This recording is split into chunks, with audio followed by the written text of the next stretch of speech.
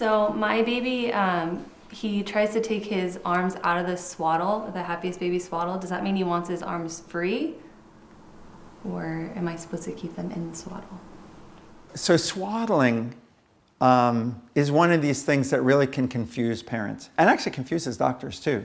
There's a new recommendation that parents should stop swaddling their babies at 2 months of age because they can start rolling over at 2 months. And we don't want babies on their stomach swaddled because that increases the risk of not breathing, because it's hard, they can't push up to get out of harm's way.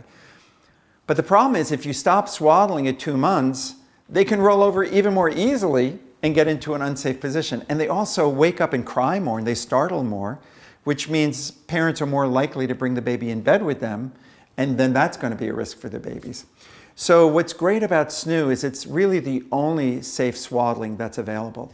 But if your baby is kind of struggling and seems to want the hands out, because in the womb the hands are up like this, so babies get to suck on their fingers, and it's kind of weird in the first week or two to have the arms straight. Once they're like a week or two old, when they sleep, their arms naturally go like this. But in the beginning, they kind of get folded up like that. And so what happens is, when you put the baby in the SNOO sack, they'll sometimes struggle against that.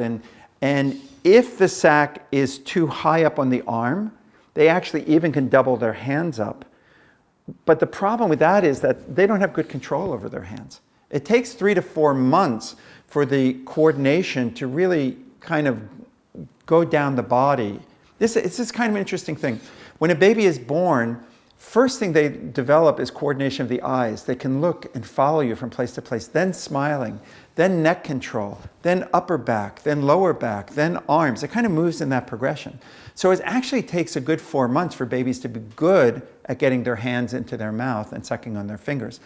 They can practice that all day long. That's fine when they're awake. But at night, you don't want them doing that because they're going to get their hands whacking their nose and things like that. And so it's very important to keep the arms down. Even if you think your baby doesn't like it, people in other cultures for thousands of years have been wrapping their babies. They don't say in Mongolia, well, my baby doesn't like swaddling. They swaddle them.